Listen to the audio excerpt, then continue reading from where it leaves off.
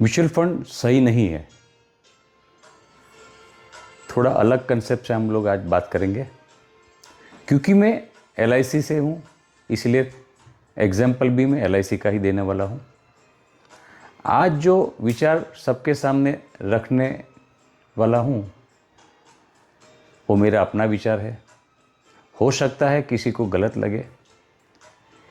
ये वीडियो एक common man के लिए है जिन्होंने फक्त म्यूचुअल फंड में अपना निवेश किया है।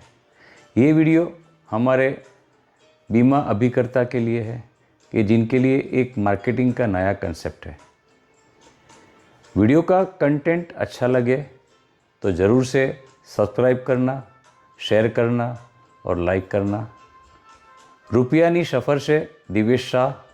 तो चलो समझते हैं आज नया एंगल से म्यूचुअल फंड क्यों सही नहीं है। म्यूचुअल फंड में SIP के द्वारा या लमसम इन्वेस्टमेंट जो करते हैं उनके लिए एक बिहेवियर ज़रूरी है। उनका इम्प्लीमेंटेशन थोड़ा सतर्क रहना ज़रूरी है। उनमें एक प्रॉपर डिसिप्लिन होनी चाहिए और willingness to experiment and taking a risk, ये फैक्टर बहुत ही ज़रूरी है। और उनमें ये डिसिप्लिन नहीं होती है, थोड़ा उनको लक्ष्य पाने में तकलीफ़ होती है। और ये जबकि वीडियो में कॉमन मैन के लिए बना रहा हूँ तो ये ज़रूरी नहीं है कि ये सब चीज़ कॉमन मैन में होगी। उनकी शुरुआत लक्ष्य प्राप्ति के लिए म्यूचुअल फंड के निवेश से होती है, वहाँ पे हमारी थोड़ी तकलीफ़ें खड़ी हो जाती है। ये घटना जो बनी थी पिछले समय में, जो भी हमें मार्केट के तौर तरीके के लिए तेज़ी मंदी का अनुभव हुआ था, उनमें आपको मालूम होगा सबसे पहले 1992 में हर्षद मेहता जो बिग बुल के हिसाब से जाना जाता था, और वो समय में जो मंदी आई थी वो वहाँ हमारा जो वैल्यूएशंस बना था वो ऑलमोस्ट आधा या उससे भी कम हो गया था। उसके बाद में 21 जनवरी 2008 पे जो ब्लैक मंडे के हिसाब से जाना जाता है, और आपको याद होगा तो वो दिन पे BSE का मार्केट भी थोड़े समय के लिए बंद कर दिया गया था। तो ये सब जो हादसा हुआ, और आगे भी मैं आपको 2-4 याद कराऊंगा जिसमें वो मार्केट क्रैश हुआ था। दूसरे समय की हम लोग जो बात करें तो 2013 में, 2015-16 में और 2019 में जब US फेडरल रिजर्व ने एक्शन लिया था, 2020 कोविड-19 का अटैक आया था। ये सब इवेंट के समय पे हमारा सेंसेक्स गिर गया था, और उसके साथ में जहाँ जहाँ इन्वेस्टमेंट हुआ था स्टॉक में या फिर म्यूचुअल फंड में, वो सबकी NAV ऑलमोस्ट घट गई थी। तो वहाँ हमारा ये टॉपिक शुरू होता है, चर्चा करने का विषय शुरू होता है। ये जो कॉमन मैन है और अपना लक्ष्य प्राप्ति के लिए फकत म्यूचुअल फंड में ही निवेश करता है, और समझो कि ये क्रैश के समय पे उनका लक्ष्य प्राप्ति का एक अवधि ख़त्म होने वाला है।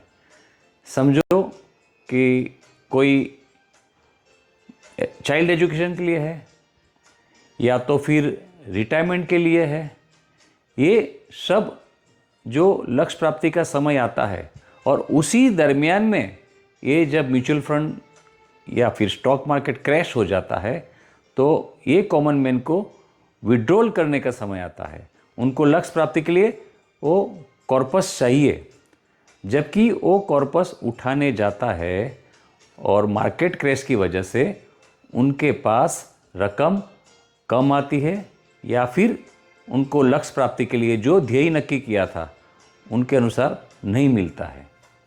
तो वो संजोगों में यहाँ हमें एक कॉमन मैन के लिए सोचना ज़रूरी है। यहाँ हम लोग म्यूचुअल फंड सही नहीं है ऐसा क्यों बोलते हैं? क्योंकि जो बिहेवियर के साथ काम करता है, डिसिप्लिन के साथ इन्वेस्ट करता है, जिनको प्रॉपर एक एक्सपीरियंस है, वो स्ट्रेटेजी के अनुसार म्यूचुअल फंड का निवेश कब निकलना है, कब एंटर होना है, उनको मालूम होता है। तो ये हमारा जो टॉपिक है वो एक सिक्के की दो बाजू है। म्यूचुअल फंड सही है या म्यूचुअल फंड सही नहीं है। तो हम लोग ये जो चर्चा कर रहे हैं कि जिनके पास ये प्रॉपर डिसिप्लिन नहीं है। आपने कहावत सुनी होगी, आधी छोड़ पूरी को धावे, आधी मिले न पूरी पावे। मतलब लालच में अक्सर अपना मूल निवेश भी गंवा देते हैं। और दूसरी कहावत वो भी आपने सुनी होगी कि अपने सभी अंडे एक टोकरी में न रखें। तो हमेशा एक हमारे पास प्लान बी होना ज़रूरी है। ये मैं आपको क्यों बोल रहा हूँ? उसी वजह से बोल रहा हूँ कि म्यूचुअल फंड सही नहीं है।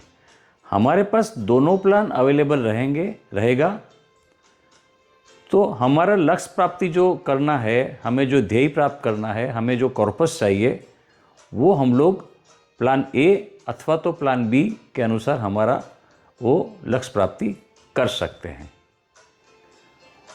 क्योंकि म्यूचुअल फंड का निवेश नो डाउट प्लान के अनुसार 10%, 12%, 15% स्मॉल कैप होता है, वहाँ पे तो कोई दफ़ा 20%, 25% रिटर्न मिलता है। लेकिन ये मार्केट क्रैश की वजह से हमारा जो प्लानिंग आधा अधूरा रह जाता है। तो प्लान बी के अनुसार जो हमें ध्यान रखना है कॉमन मैन के लिए कि रेगुलर जो हमारे पास इन्वेस्टमेंट के लिए इंश्योरेंस के प्लान होते हैं, उनमें उनका रिस्क कवर होता है। वहाँ वो अपना रिस्क कवर के साथ फैमिली को भी प्रोटेक्ट कर सकता है। और कन्वेंशनल प्लान या तो फिर गारंटेड प्लान में अपना निवेश करके लक्ष्य प्राप्ति के लिए एक दूसरा रास्ता भी अपना सकता है। हो सकता है इंश्योरेंस की मैच्योरिटी में म्यूचुअल फंड से थोड़ा रिटर्न कम मिलेगा, लेकिन हमें जो क्रैश होने के बाद जो हमारी इन्वेस्टेड रकम हमारा निर्धारित लक्ष्य से कॉर्पस कम मिलता है, वो वजह से हमें ये इन्वेस्टमेंट करना ज़रूरी है।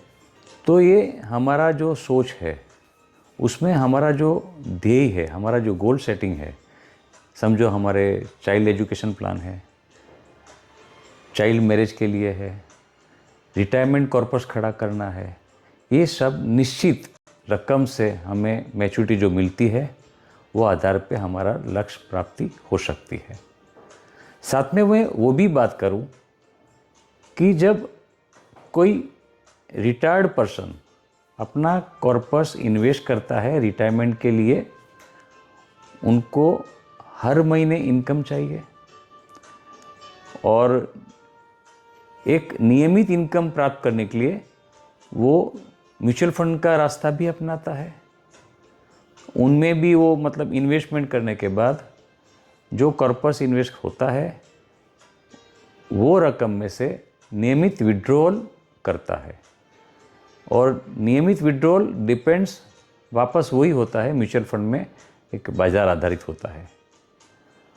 वो लोग SWP करते हैं और मंदी में शायद वो कंसेप्ट हमारा फेल हो सकता है और कॉर्पस हमारा डिस्टर्ब हो सकता है। तो साथ में मैं ये रिटायरमेंट एज वाले जो व्यक्ति होते हैं उनको मैं थोड़ी सी एक अलग डिटेल बताऊंगा कि उनका कॉर्पस प्लान बी के अनुसार थोड़ी रकम इंश्योरेंस प्लान के एन्युटी में भी इन्वेस्ट करें, ताकि वो रकम इनवेरिएबली वो ही रहती है, डेफिनेट रिटर्न आता है और लाइफ टाइम आता है, उनमें कोई फ़र्क नहीं होता है। वो आपको प्रेजेंटेशन जो मैं बताता हूँ ये आपको स्क्रीन पे भी दिखेगा। ये कहावत भी है कि दूसरों के विश्वास पे हमें डिसीजन नहीं लेना चाहिए जब हमें लड़ाई खुद के लिए लड़नी है। और अगर आपके डिसीजंस गलत साबित हुए तो? नतीजा हमारे हाथ में नहीं होता ना।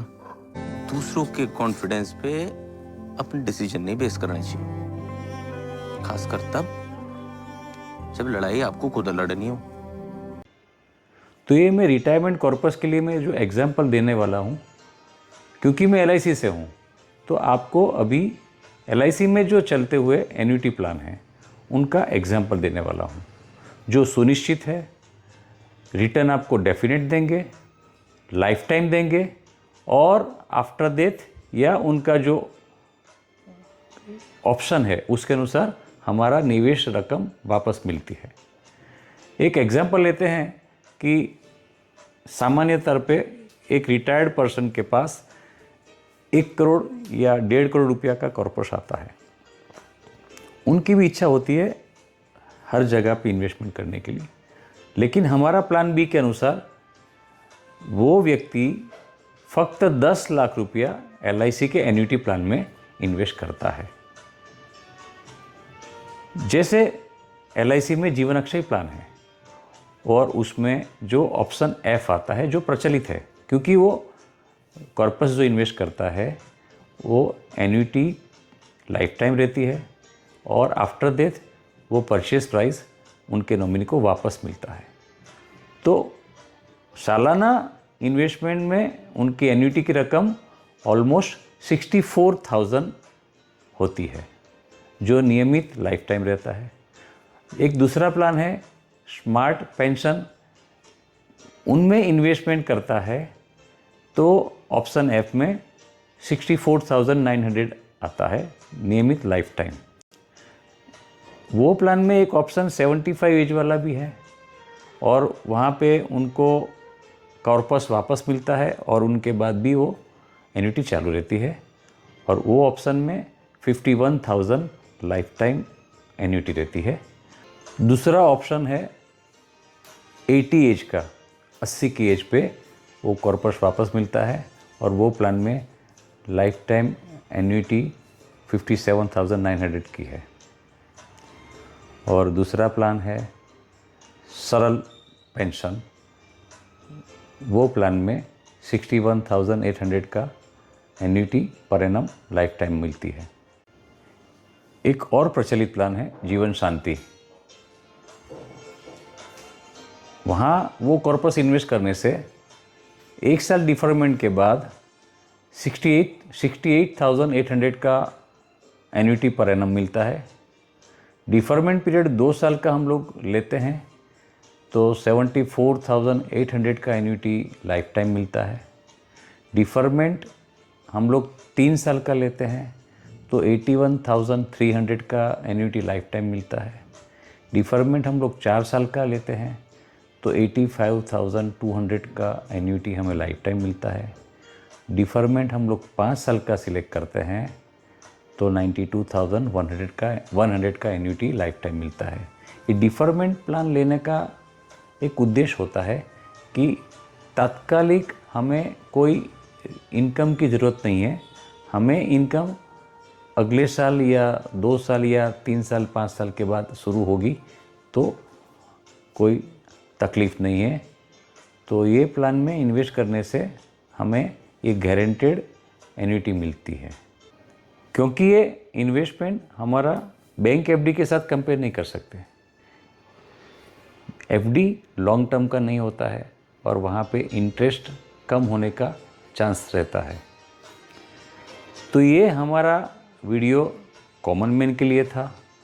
वो निवेश भले करे लेकिन वो स्ट्रेटेजी अपनानी पड़ेगी म्यूचुअल फंड के लिए, या तो फिर प्लान बी के अनुसार उनको क्रैश मार्केट का अनुभव नहीं करना है, उनका लक्ष्य प्राप्ति समय पे करना है, उनका प्रॉपर कॉर्पस चाहिए, तो इस प्रकार का इन्वेस्टमेंट करना ज़रूरी है। ये मेरा विचार था। आप सहमत हो तो ज़रूर से आप लाइक करो, शेयर करो और आप कमेंट ज़रूर कर सकते हैं कि आपको कौन सा एन्युटी प्लान सही लगा और मेरा विचार के साथ आप सहमत है कि नहीं है, वो आप ज़रूर बताओ। और ये वीडियो को मैक्सिमम शेयर करो ताकि सामान्य निवेशकर्ता की आँख खुले और समय पे वो निवेश प्रॉपर कर सके। आप सभी का आभार। रुपयानी सफ़र से दिवेश शाह का नमस्कार। जय हिंद, जय भारत।